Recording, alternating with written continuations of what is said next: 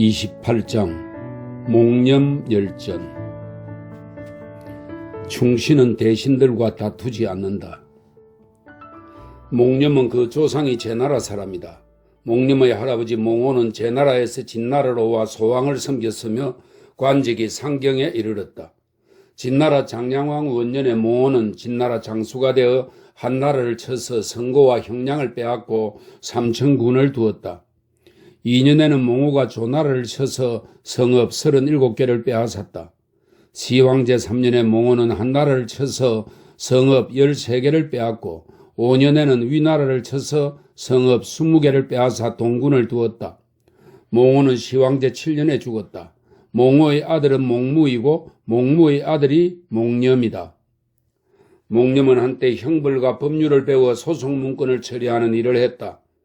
시황제 23년에 몽무는 진나라 비장군이 되어 왕정과 함께 초나라를 쳐서 크게 깨뜨리고 향년을 죽였다. 24년에는 몽무가 초나라를 쳐서 초나라 왕을 사로잡았다. 몽념의 아우는 의이다. 시황제 26년에 몽념은 가문 대대로 장군을 지낸 관계로 진나라 장수가 되어 제나라를 쳐서 크게 깨뜨려 내사는 수도 함량을 다스리던 행정장관입니다. 내사로 임명되었다. 진나라는 천하를 통일한 뒤 몽념으로 하여금 군사 30만 명을 이끌고 북쪽으로 가서 융적을 쫓아버리고 하남을 차지하도록 했다. 장성을 쌓았는데 지형에 따라 요새를 만들었으며 임조에서 요동까지 길게 이어져 1만 열이나 되었다. 그러고 나서 하수를 건너 양산을 의지하여 꾸불꾸불 북쪽으로 올라갔다. 공사를 위해 10년 동안 군대를 국경 밖에 내놓았고 상군의 주둔에 있었다. 이때 몽념의 위세는 흉노 땅까지 떨쳤다. 시황제는 몽씨 형제를 매우 존중하고 남다르게 아끼며 신임하고 현명하다고 여겼다. 그리고 몽의를 가까이 하여 그 지위가 상경에 이르게 하고 밖으로 나갈 때는 수레를 함께 타고 궁궐로 들어와서는 늘 곁에 두었다. 몽념에게는 궁궐 밖의 일을 맡기고 몽의는 늘 궁궐 안에서 계책을 짰으며 둘 다 충신이라는 평을 받으니 여러 장수와 대신들도 감히 그들과 다투려 하지 않았다. 죽음을 피하지 못한 몽념과 몽의 형제의 순환. 조고는 조나라 왕족 조씨의 먼 친족이다. 조고의 형제 가운데 몇 명은 태어나자마자 모두 거세되어 황관이 되었으며 그들의 어머니도 형벌을 받았으므로 대대로 비천한 신분이었다. 진왕은 조고가 능력이 있어 형법에 정통하다는 말을 듣고 중거부령으로 등용했다. 조고는 몰래 공자 호해를 섬겨 그에게 죄를 판결하는 법을 가르쳤다. 조고가 큰 죄를 지었을 때 진왕은 몽의에게 법대로 다스리도록 명령했다. 몽의는 법을 곡해하지 않고 조고의 죄가 사형에 해당하므로 황간명부에서 그를 삭제하였다. 그러나 시황제는 조고가 일을 처리하는 능력이 뛰어나다며 용서하고 그의 관직과 자규를 회복시켜 주었다. 시황제는 천하를 순행하려 하면서 구원에서 곧장 감천으로 가기를 원해 몽념에게 길을 닦도록 했다.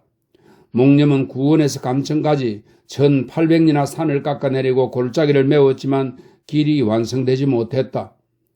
시황제 37년 겨울에 황제가 회계로 순행하여 해안을 따라 북쪽으로 올라 낭야로 향했다. 가는 길에 병들어서 몽의에게 돌아가 산천의 신들에게 기도드리도록 했으나 몽의가 돌아오지 못했다. 시황제는 사구에 이르러 죽었다. 시황제가 사구에서 죽은 사실을 비밀리에 붙였으므로 신하들은 이 일을 아무도 몰랐다. 이때 성상 이사, 공자 호해, 중거부령 조고가 황제를 늘 곁에서 모시고 있었다. 조고는 평소 호해에게 남달리 사랑을 받고 있었으므로 호해를 황제로 세우려고 하면서 또 한편으로는 몽의가 자기를 법대로 다스리고 자기를 위해 주지 않은 일을 원망하여 그를 죽이려는 마음을 갖고 있었다. 이에 성상이사 공자 호해와 몰래 모의하여 호해를 세워 태자로 삼았다. 태자가 이미 세워지자 사자를 보내 공자 부소와 몽념에게 죄를 덮어 씌워 죽음을 내렸다. 부소는 자살했으나 몽념은 의심을 품고 다시 한번 명을 내려달라고 요청했다. 사자는 몽념을 관리에게 넘기고 다른 사람이 그 자리를 대신하게 했다. 그리고 호해는 이사의 사인을 호군으로 삼았다. 사자가 돌아와 보고하니 호해는 부소가 이미 죽었다는 말을 듣고 몽념을 즉시 풀어주려 했다. 그러나 조고는 몽씨가 다시 종교에서 권력을 잡으면 그를 원망할까봐 두려웠다. 몽의가 돌아오자 조고는 호해에게 충성하는 척하면서 계책을 써서 몽씨를 죽이려고 이렇게 말했다. 신이 듣건대 선제께서는 황자의 현명함을 들어 태자로 세우려 한 지 오래되었습니다만 몽의가 옳지 않습니다라고 간했다고 합니다. 만약 몽의가 태자께서 현명한 줄을 알면서도 오래도록 세우려 하지 않았다면 이는 황자께 충성스럽지 못하여 선제를 미혹시킨 것입니다. 신의 어리석은 생각으로는 몽의를 주벌하는 것이 낫겠습니다. 호해는 이 말을 듣고 몽의를 대 땅의 옥에 가두었다. 이보다 앞서 몽념은 양주의 옥에 갇혔다. 시황제의 영구가 함양에 이르러 장례를 끝내자 태자가 즉위하여 이세 황제가 되었다. 조고는 이세 황제를 가까이 모시면서 밤낮으로 몽씨를 헐뜯고 그들의 죄와 허물을 들추어내어 탄핵했다. 자영이 이세 황제 앞으로 나아가 간언했다. 신이 듣건대 예전 조나라 왕 천은 그의 어진신하 이목을 죽이고 안취를 등용했고 연나라 왕 희는 남몰래 형가의 계책을 써서 진나라와의 맹약을 저버리고 제나라 왕 근은 전 시대의 충신을 죽이고 후승의 건의를 받아들였다고 합니다. 이 세 군주는 모두 각각 옛것을 바꾸었기 때문에 그 나라를 잃고 자기 몸에까지 재앙이 미쳤습니다. 지금 몽씨 형제는 진나라의 대신이며 계책을 잘 내는 인물입니다. 폐하께서는 하루아침에 이들을 버리려 하시는데 신이 생각하기에 안 된다고 봅니다. 신이 듣건대 경솔하게 생각하는 사람은 나라를 다스릴 수 없고 홀로 지혜로운 자는 군주 자리를 지키지 못한다라고 합니다. 충신을 죽이고 지조와 득형이 없는 사람을 세우면 안으로는 신하들이 서로 믿지 않게 되고 밖으로는 전쟁을 하는 군사들의 마음을 이간질하게 되니 신이 생각하기에 안 된다고 봅니다. 호해는 듣지 않았다. 그러고는 의사대부 곡궁을 보내 역마를 타고 대로 달려가 몽이에게 다음과 같이 명령을 전하게 했다. 선제께서 짐을 태자로 세우려 할 때 경은 이 일을 비난했다. 지금 성상은 경을 충성스럽지 못하다 하고 그 죄는 일족에게까지 미친다고 한다. 그러나 짐은 차마 그렇게 할 수 없어 경에게만 죽음을 내리니 이 또한 다행으로 생각하라. 경은 한번 생각해 보라. 몽의는 이렇게 대답했다. 신이 선제의 뜻을 잘 몰랐다고 하셨지만 신은 젊어서부터 벼슬하여 선제께서 세상을 떠나실 때까지 남다른 사랑을 받았으니 선제의 뜻을 알았다고 할 수 있습니다. 신이 태자의 능력을 알지 못했다고 하셨지만 여러 공자 가운데 태자만이 선제를 따라 천하를 돌아보셨습니다. 그래서 신은 태자의 능력이 다른 여러 공자보다 훨씬 뛰어남을 의심해 본 일이 없습니다. 대체로 선제께서 태자로 세우려 한 것은 몇 년 동안 생각하신 일입니다. 신이 감히 무슨 말을 간하겠습니까? 감히 무슨 다른 생각을 꾀하겠습니까? 감히 말을 꾸며 죽음을 피하려는 게 아니라 선제의 이름에 눈을 끼치는 게 부끄럽기 때문입니다. 원컨대 대부께서는 깊이 생각하시어 신이 정당한 죄로 죽게 하여 주십시오. 또 대체로 공을 이루고 제 몸을 온전히 보존하는 것은 사람의 도리로서 귀중하며 형벌을 받아 죽음을 당하는 것은 사람의 도리로는 마지막입니다. 옛날 진나라 목공은 어진신하 3명을 죽이고 백리해에게도 죽을 죄를 내렸으나 실은 그들에게 적합한 처벌이 아니었습니다. 그래서 목이라는 시호를 받았습니다. 소양왕은 무안군 백기를 죽였고 초나라 평왕은 오사를 죽였으며 오나라 왕 부차는 오자스를 죽였습니다. 이 네 군주는 모두 큰 실수를 저질러서 천하 사람들에게 비난을 받았고 제후들 사이에 현명하지 못한 군주로 알려졌습니다. 그러므로 도로 다스리는 자는 죄 없는 사람을 죽이지 않고 무고한 사람에게는 벌을 내리지 않는다라고 합니다. 부디 대부께서는 이 점을 유념해 주십시오. 그러나 사자는 호해의 뜻을 알고 있으므로 몽의의 말을 듣지 않고 마침내 그를 죽였다. 이세 황제는 또 사자를 양주로 보내 몽념에게 명했다. 그대는 잘못이 많다. 그리고 그대의 아우 몽의가 큰 죄를 저질렀기에 법이 내사는 몽념입니다. 내사에까지 미쳤다. 몽념이 말했다. 신의 조상으로부터 자손에 이르기까지 진나라에서 공을 쌓고 신임을 얻은 지가 3대나 되었습니다. 지금 신은 30만 대군을 이끌고 있고 비록 죄수의 몸으로 옥에 갇혀 있기는 하나 그 세력은 진나라를 배반하기에 충분합니다.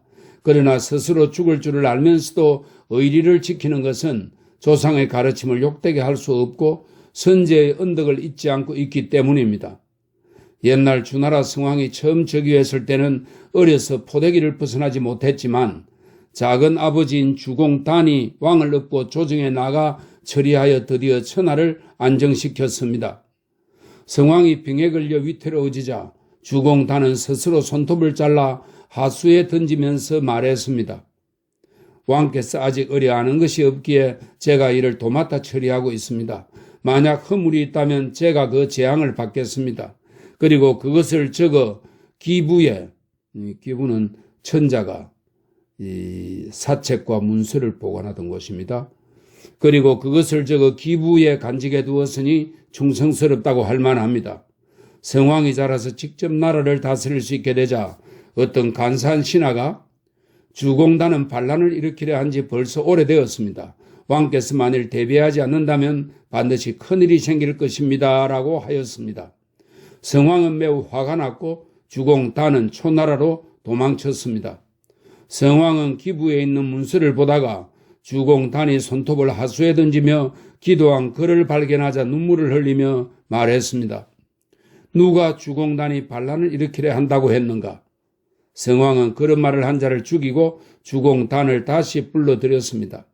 그래서 주스에는 반드시 삼경에게 자문을 구하고 오대부에게 의견을 말하도록 한다라고 하였습니다. 지금까지 신의 종족으로는 대대로 모반하려는 마음을 품은 일이 없었는데 일이 갑자기 이렇게 된 까닭은 반드시 간사한 신하가 반역을 꾀하여 안으로 군주를 업신여기기 때문입니다. 저 성왕은 잘못을 저질렀으나 다시 고쳤으므로 마침내 번영하였고 걸왕은 관용봉을 죽이고 주왕은 왕자 비간을 죽이고도 뉘우치지 않았으므로 자기도 죽고 나라도 망했습니다. 신은 그러므로 잘못을 바로잡아야 하고 간언은 깨달아야 하며 삼경과 오대부에게 자문을 구하여 살피는 것이 성왕의 도리라고 말씀드리는 바입니다. 그러나 대체로 신이 드리는 말씀은 허물을 면하고자 함이 아니요 간언을 드리고 죽고자 할 따름입니다. 원컨대 폐하께서는 모든 백성을 위하여 도리를 따르도록 하십시오. 사자가 말했다. 나는 조칙을 받아 장군에게 형을 집행할 뿐이요 감히 장군의 말씀을 폐하께 전할 수는 없소. 몽념은 길게 한숨을 쉬며 탄식했다. 내가 하늘에 무슨 죄를 지었기에 잘못도 없이 죽어야 한단 말인가. 그러고는 한참 있다가 천천히 말했다. 뇌의 죄는 정령 죽어 마땅하다. 임조에서 오조동까지 장성을 만열이나 쌓았으니 그 공사 도중에 어찌 지맥을 끊어놓지 않을 수가 있었겠는가. 이것이 바로 내 죄로구나. 그러고는 약을 먹고 죽었다. 태사공은 말한다. 나는 북쪽 변방에 갔다가 직도로부터 돌아왔다. 길을 가면서 몽념이 진나라를 위해 쌓은 장성의 요새를 보았는데 산악을 깎고 계곡을 메워 직도를 통하게 했으니 진실로 백성의 힘을 가볍게 여긴 것이다. 진나라가 처음 제후를 멸망시켰을 때 천하의 민심은 아직 제자리를 찾지 못했고 전쟁의 상처도 채 가라앉지 않았으나 몽념은 이름 있는 장수로서 이러한 때에 공공한 백성을 구제하고 늙은이를 모시고 고아를 돌보며 모든 백성을 안정되고 평화롭게 하는 일에 힘써야 한다고 강력히 간언하지 않고 도리어 시황제의 뜻에 영합하여 공적을 세웠으니 이들 형제가 죽음을 당한 것도 마땅하지 않겠는가. 어찌 죄를 지맥을 끄는 탓으로 돌리랴.